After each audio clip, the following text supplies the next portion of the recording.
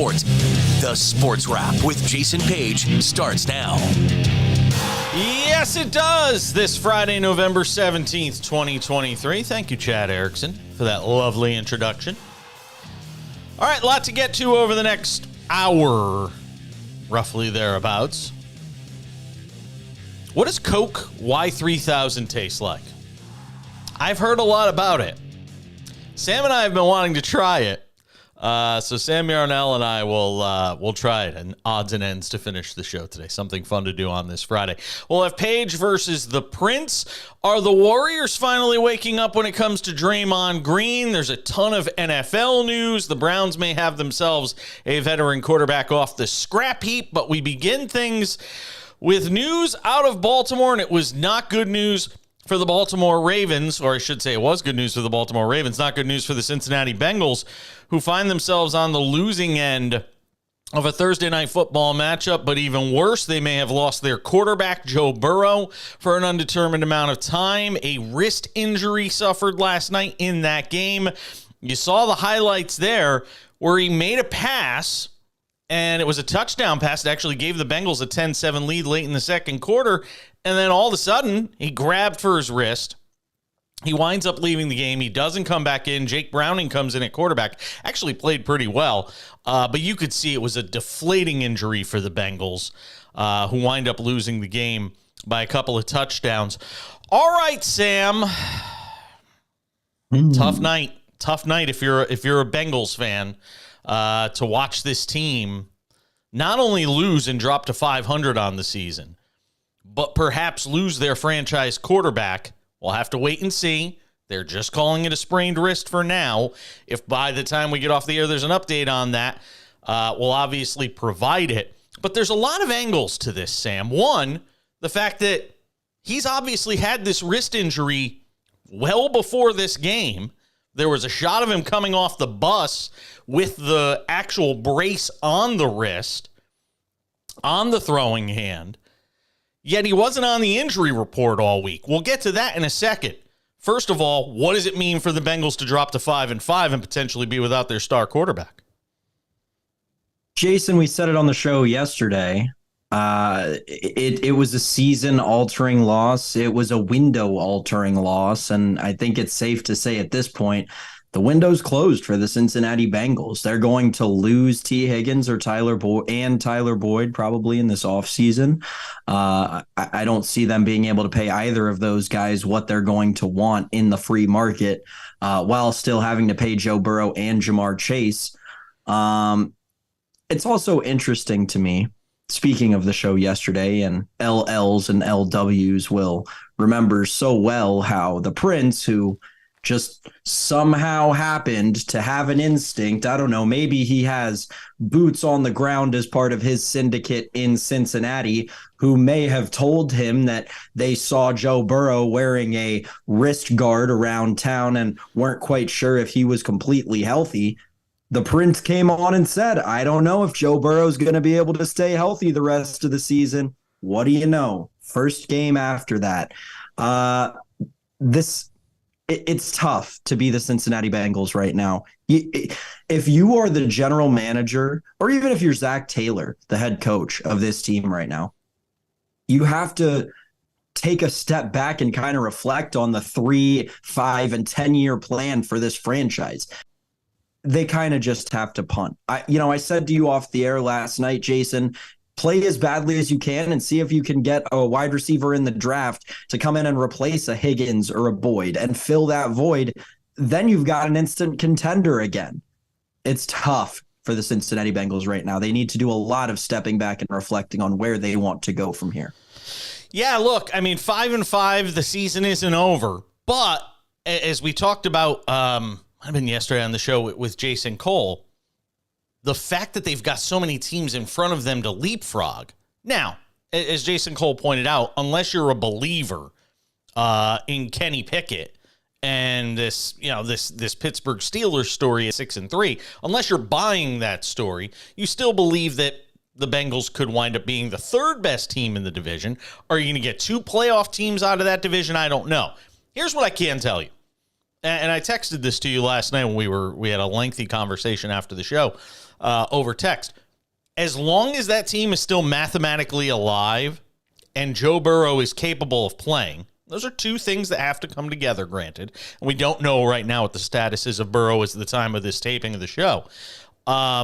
Without that information, we don't know what's going to happen. But if Burrow's healthy and that team is still mathematically alive, you can't just throw away a year of your franchise quarterback with this group of receivers, as you've talked about, because you don't know how much longer you have in this window, and it could close after this year. You could see one or two of these receivers walk after this year. So I do believe you're right in that they've got to figure out what exactly is going on. But I don't think the option of tanking or saying we're just going to sit Burrow the rest of the year, you can't do that with a quarterback that you just gave a 12-year, $375 million contract, whatever the hell it was, 8-year, $375 or $275. You're not going to be able to do that. Now, I know the flip side of that is you want to protect that investment. You want to protect that guy who you just gave all that money to. But the reality is, if he's capable of playing, Joe Burrow is going to be on the field. He's that type of guy. I think that you bring up two very important points and two things that I know Cincinnati fans are not going to accept, and generally NFL fans don't want to accept, but that is that Joe Burrow, his entire time coming up in the NFL, once we kind of realized what the Bengals had become with him and Jamar, T. Higgins, Tyler Boyd, Joe Mixon, that entire offense, once we realized what they had become, the immediate question started being asked of Joe Burrow. What are you going to do as a quarterback to help keep this team together and keep them a contender for as long as possible? And he always said, I'm going to take a pay cut. I'll take team-friendly deals as long as I have to make sure that I'm on a good team. What does he go and do? He goes out and makes himself one of, if not, I think, the highest player by some AAV metric in the NFL. That's quite the opposite of what he said. Now, you mix that with the fact that now we have a guy who suffered 3 really major injuries for quarterbacks. 1, his rookie season. 2, at the beginning of this year, which obviously hindered his and his team's performance. And based on the backup quarterback's play last night, maybe they aren't as bad as they were with Joe Burrow on one leg if they put in their backup quarterback for the first couple of weeks. I think that's a real conversation we could have. And now this wrist hand ligament, I've also heard places it's a UCL, which, oh my God, if it's his UCL, even more of a conversation that needs to be had about investing in this guy who's completely made of glass and cannot stay healthy. Hasn't even spent half a decade in the NFL, and we're talking about 2 severe ligament tears and a calf strain that kept him sidelined for the better part of 7 weeks. I'm kind of falling off the Joe Burrow train and falling off of it fast, Jason. Yeah, I get it. And look, you got to be able to stay healthy. You know, the ACL thing notwithstanding, it's been a lot of nagging injuries, things that have sort of bitten him. If it is a UCL, which again, it's a disservice to the audience to sit here and speculate until we hear from the Bengals on this. So we'll wait and see. If we get anything before the end of the taping of this show, we'll obviously bring that to you. Bengals schedule, by the way, next 2 weeks, let's say he's out the next 2 weeks, which again, it's just pure speculation on our part. Home for the Steelers next week, and then at the Jaguars the week after that. Home for the Colts the week after that. Next 3 games for the Bengals. A bunch of toss-up games, quite honestly.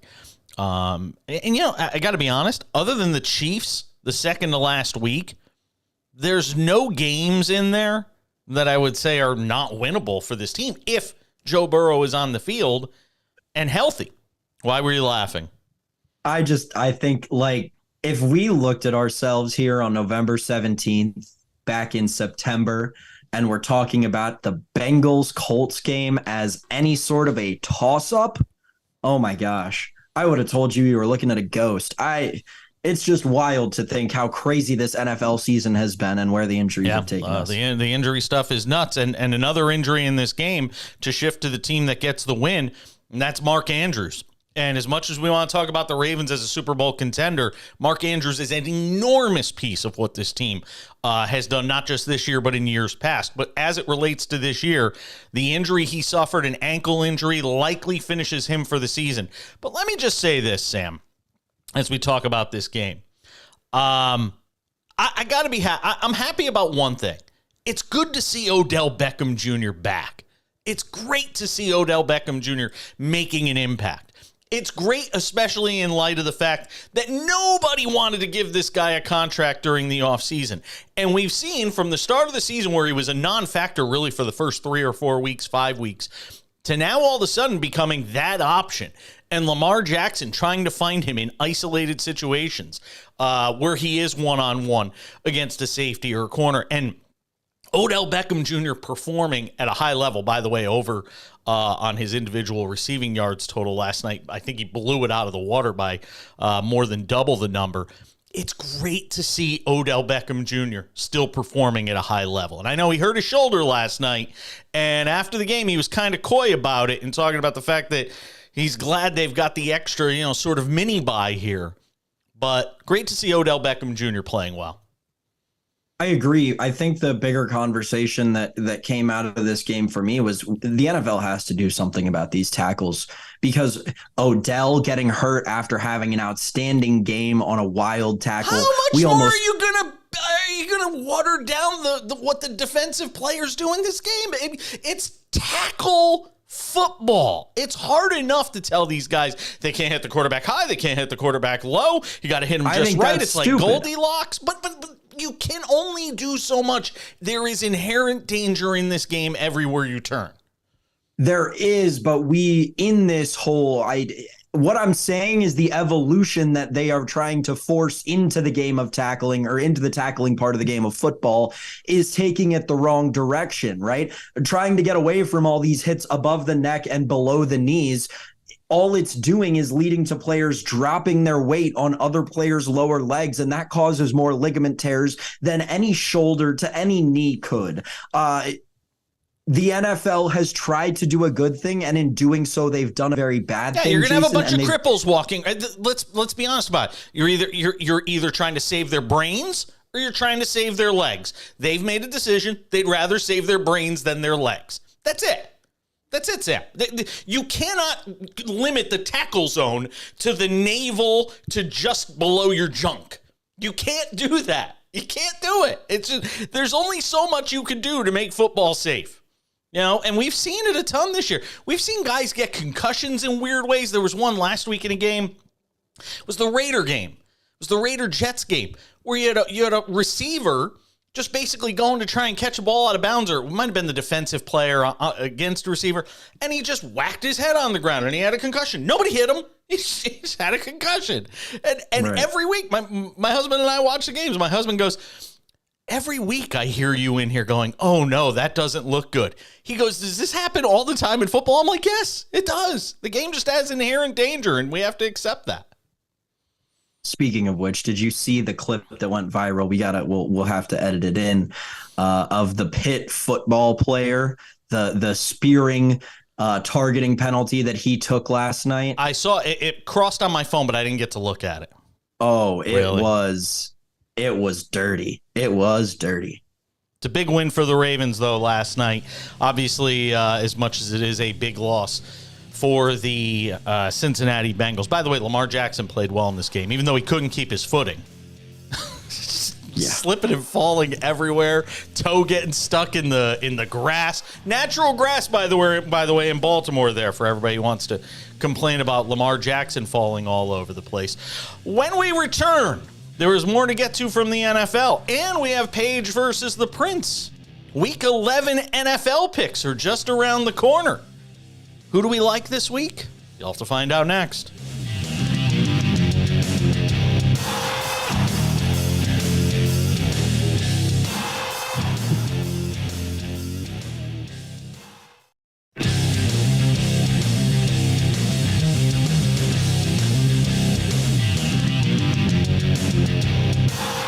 This Friday edition of the show rolls on. Odds and ends coming up in about 15. What does Coke Y3000 taste like? Well, you won't know except for our reaction to trying it. Page versus the Prince, Week 11 style, is coming up as well. A couple of NFL things to get in before we get to Page versus the Prince. One, NFL, and we mentioned this briefly, NFL is investigating the handling of the injury report as it relates to the Bengals and their reporting on Joe Burrow, because he wasn't on the injury report, despite the fact that he had a wrist injury, despite the fact that he got off of a bus with a wrist brace on. And the NFL wants to know why the Bengals didn't list the quarterback on that injury report. And look, this matters to sports bettors. It obviously matters to the Ravens in terms of how they game plan. I mean, it matters. This is not a small thing. And when the NFL gets into bed with sports betting, and you've got teams that are withholding this kind of information, it impacts a lot of things other than just the final score of the game. Yeah, you got hundreds of thousands, literally, of dollars in people's personal money on the line here. And if Joe Burrow so much is questionable or even missed one day of practice or one phase of one day of practice or whatever, I guarantee you that's not a 3.5 line yesterday for the Ravens, and it's more like a 6.5, 7. That said, the Ravens would have covered any number, and the spread in this game never would have been 14.5, which is the only point it ever would have gotten that close. I don't care if the Bengals were on their third string. I don't care if the Bengals are starting Tommy DeVito. They're not going to be a 14.5 point underdog with that defense going up against that Ravens team.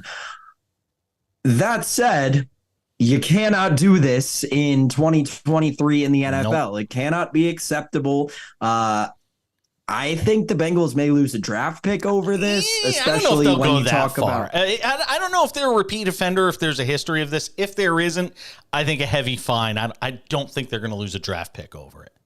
The NFL is going to want to make an example out of them. This is the most public kind of thing where this has ever happened, right? We had it happen earlier in the season with Bijan Robinson, but that was kind of only a big deal to fantasy managers, so on and so forth. This is much bigger than this. This is a face of your league. I don't know why league was in quotes. I don't know why league got air quotes treatment there. No.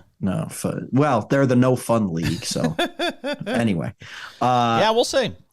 Joe Burrow's a face of your league. You can't let this kind of thing happen. I think they make an example out of the Bengals here and find them. I think they find them and take away something, whether it's a draft pick or something else. I'll say fine. I don't think draft pick. Bengals had put up a video on X, formerly known as Twitter, on Wednesday night of Burrow getting off the team bus, had what appeared to be that soft cast on the right hand, and then they deleted the post, which means there's intent. Somebody knew what they were doing was wrong. And if I'm the NFL, that gives me enough reason to go after him and go after him hard. Joe Flacco late last night, seen and pictured on an airplane, going to Cleveland to work out for the Browns. Now, let's just say, I'm not trying to do an I told you so after my interview with Jason Cole, but I said yesterday, they're going to go get a veteran off the scrap heap. He kind of poo-pooed me on it, and it looks like it will be Joe Flacco, at least getting an opportunity to work out for the team, and potentially, I would imagine he'd probably back up for a week or two, and then if it doesn't go well with DTR or PJ Walker or a combination of the two, Joe Flacco could wind up being the quarterback for the rest of the season in Cleveland for the Browns. Wow. Who had that on their NFL bingo card when the season started? It's where we get to when you're past the trade deadline. Like, it's as simple as that. You get to guys who, when you're a team like the Browns, who realistically is a contender and not because of their offense, you just need someone who's going to facilitate. That's all Joe Flacco can do. He's not going to win them games, but they don't need him to win them games. They need the defense to win them games and Joe Flacco to keep them in games. And that's exactly what he's about capable of doing. Ladies and gentlemen, it's time for Page versus the Prince. It's Friday, and that means it's time for the weekly face-off for sports betting bragging rights. It's Page versus the Prince. All right, Sam Yarnell, Page versus the Prince, week 11. You had yourself a good week last week. You were 3-1. I was 2-2. Give us your picks for this week. Yes, 6-1-1. If you've been tailing the Prince over the last 2 weeks, we've been profiting. We'll call them the Prince's profits over the last 2 weeks. And here they are for week 11. We'll start out in SoFi for an away game for the Los Angeles Chargers. Just kidding. It's always a home game for the Los Angeles Chargers, but it's never a home game for the Los Angeles Chargers. I know the Packers fans are going to pack this one out, and I expect the Packers to win this game outright. Give me the 3 points as a side, though. There's no way the Chargers don't Charger in this game. If they do win, it won't be by more than a field goal. I love the Green Bay Packers in a get-right spot against the LA Chargers. They've really got to get this win if they want to turn their season around and sell something to their fan base on Jordan Love. He hasn't quite been it through the first 10 weeks of the season. Gotta be it in week 11, and this is the beginning of where he'll turn things around. I think the Packers go into SoFi Stadium and win outright against the LA Chargers, but give me the Packers +3 for the sake of Page versus the Prince. My next pick, my favorite offense. We go back to the well once again. We're going to the Houston Texans -5.5 against the Arizona Cardinals. Look, Kyler Murray showed last week that he's able to shake off rust quickly. I think that we're going to see a little bit less of that this week against a slightly better Texans defense. Not to say that Kyler Murray's not a good quarterback, but I don't think he's as good as we may have made him out to be coming back from his injury last week. And this offense for the Houston Texans, despite not having Nico Collins, maybe not having Noah Brown, maybe not having Devin Singletary, or not having Dameon Pierce, Devin Singletary is going to play. I still think they get it done. I still think they win this game by a touchdown. So give me the Houston Texans -5.5 at home against the Arizona Cardinals. My next pick is a simple system play. We're going against Tommy DeVito as much as we can for as long as we can. Give me the Washington Commanders at home, laying 9.5 against the New York Giants. I don't see the Giants scoring very many points in this game, and I think Sam Howell will at least be able to do something against this New York defense. I like the Commanders in this spot, but I hate the Giants in this spot even more. Give me the Commanders -9.5 at home against the Giants. My final pick is one that is a system, I should say, that Jason loves to go to, and a team that I've quickly fallen in love with and a quarterback that I've come around on. It's the Pastronaut, it's the Minnesota Vikings. Josh Dobbs is doing what he needs to do, and quite frankly, we're overselling ourselves on the Denver Broncos after a win last week over a bad Bills team. Yes, I said it, the Bills are bad this year. The Broncos are not good either. Let's not give them credit. Quite frankly, I think the Vikings should be favored in this game. Give me the Vikings as a road dog. Minnesota +2.5 in the Mile High City in Denver against the Broncos on Sunday Night Football. My Page's profits for week 11, Packers +3 at home against the Chargers. Texans -5.5 at home against the Cardinals. Commanders -9.5 at home against Tommy DeVito and the Giants. And the Vikings +2.5 on the road in Denver against the Broncos. You said Page's profits, by the way. I would like them to be Page's profits. Are you planning to give them to me? Page has not been profiting. Page has not been profiting. I've been 2-2 the last 2 weeks. Those. I mean, let's be honest. Over the last 6 or 7 weeks, that's about as bad as I've been. Is 500. So I've been doing all right. I don't. That's true. I don't have many complaints about. You were on the heater of a lifetime there when you went like I had 2 or 3. Yeah, I had 3 or 4 weeks in a row. I had 3 or 4 weeks where I went really well. I had a weird winless week in between it. Right. Yeah, I had 3 or 4 weeks where I performed really well. But as long as we're doing better than Joe Fortenbaugh, I'll always be happy. That's the goal. Just be better than car salesman looking Joe. I'll sign myself up. I'll sign myself up for that. All right, Page versus the Prince, week 11. What do I got for you this week? Well, I want to start with the Chargers and Packers. Much like Sam, it is a game I like, but I like it for different reasons. I like the under. I think 43.5 is too tall an order for these two teams. Give me the under 43.5 for that Chargers-Packers game. A get-right spot for the Jacksonville Jaguars. Yes, I'm going there. We like Jacksonville this week. I think it's actually the only game of the week where I took the spread.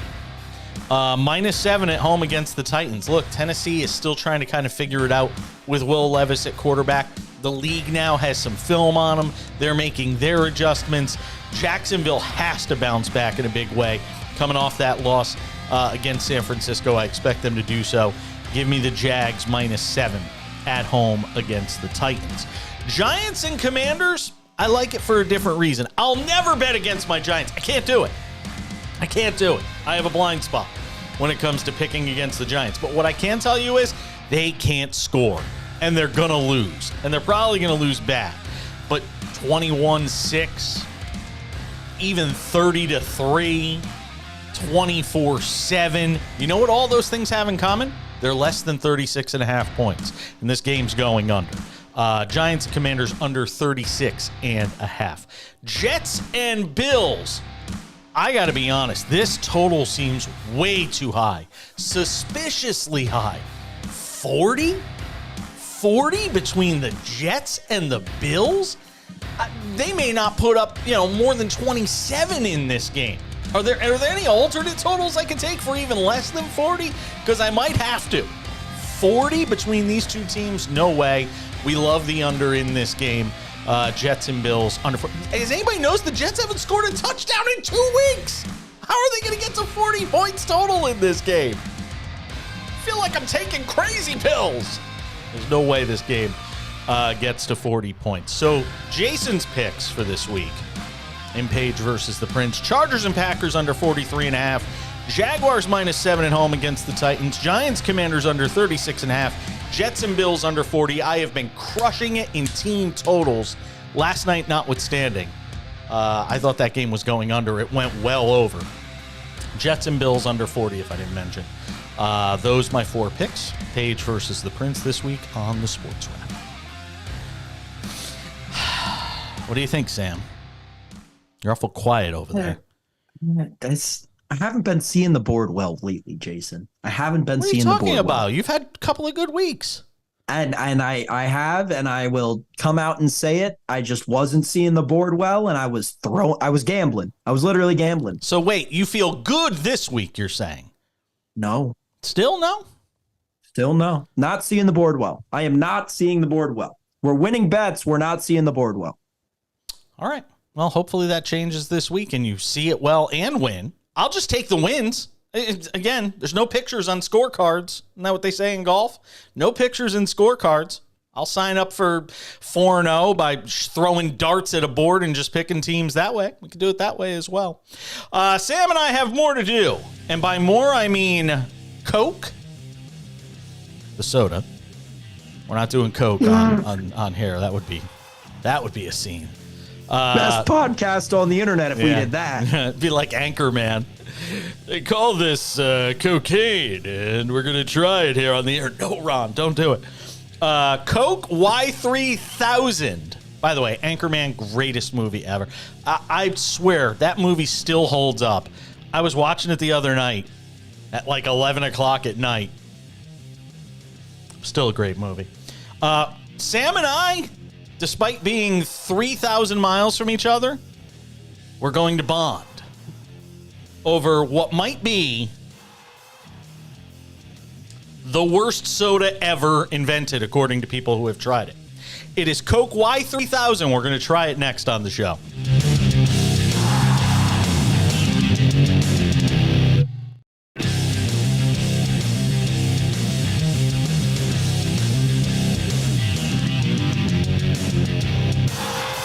All right, getting set to wrap things up for the week. Where did the week go? Short week next week. Just Monday, Tuesday, Wednesday for the show / podcast. We will be off on Thursday and Friday, enjoying the holiday with our loved ones. I'm going to San Diego. Sam, where are you going for the, are you going anywhere for the holiday? I'm going to work. Let me tell you, young man. It's the only time I'll use the young man thing on you. I worked many holidays when I was your age on the air. Many. Oh my God, many holidays. I got some of my first opportunities on the air working holidays. There was a radio station in Waterbury, Connecticut. I think it was WATR. I think it's still around. And I had Waterbury, Connecticut. And it was the only time I stepped foot in the station once in my life. It was a Christmas day. Might have been 97 or 98. And I was playing carts of like oldies Christmas music. And I think I was on the mic twice to be like, Merry Christmas from WATR. Swear to you. I worked Thanksgivings. I worked holidays. Of course. Once filled in for Michael Kay on the 4th of July at ESPN Radio in New York City. Gosh. I worked New Year's Eve while the ball was dropping in New York when I was at Sirius. Oh, I did all of that fun stuff, man. Have fun with that. I'll be in San Diego. Yeah. I'll be in San Diego harassing harassing dolphins. With our dog in tow. He's coming with us. So Sam and I have wanted to do something. This is going to be something fun to finish the show with odds and ends today. If you look behind me over this shoulder, I'm pointing to it now, you will see in the distance a Coke Y3000 bottle. I have saved this for several weeks. Matter of fact, the expiration on it says November 27th, 23. So it's a good thing we're drinking it today because it's not going to be good for much longer. These are going to be collector's bottles because they're not going to be around very long. It's a limited edition. It's called Coca-Cola Creations, and this one is Y3000. They have a number of them. But I have heard this is so awful that I thought, what better idea than for us to try this together and find out just how awful it is. So Sam and I have both bought bottles of Coke Y3000, and we are going to try it now, and we're going to let you know just how bad it is. Oh, there it is. Yeah. That unmistakable sound. Now, here's the first problem. I'm a diet drinker. Don't drink it yet. I'm not gonna. Oh, it smells awful. It smells weird. Yeah, it's got like a weird smell to it. I'm a it diet smells like Coke. the color purple. I never drink. That was a movie, by the way. The Color Purple. I've never been a regular soda person. The only sodas I drink regular are root beer. I don't drink diet. So do they make diet root beer? Yeah, they do. They do. I just don't drink it. I only drink regular root beer. Everything else is diet. So this is Coke Y3000. We're going to give it a taste, and we'll tell you how it is. Here we go. Do we need a drum roll? Not an ad. Do we need? What'd you say? This is not an ad. They're not a paid sponsor. This is not an ad. They did not pay us. And after we try it, they definitely might not want to sponsor. Here we go.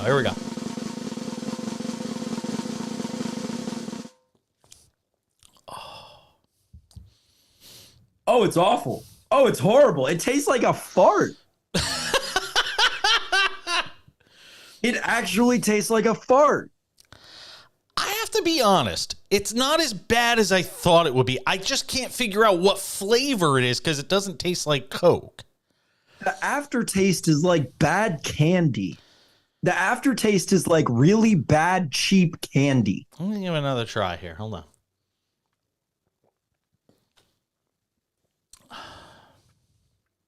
What is it, though? I'm trying to figure out. It almost feels like a little caramelly. A little caramel in there. I get hints of caramel. Coffee. You know when they do like tasting on food shows and they're like, I get hints of caramel in this. That's kind of what I feel like. Right? I feel like I got hints of caramel and a little bit of ass. It tastes like an RC cola with honey in it. Ooh, that's a good one.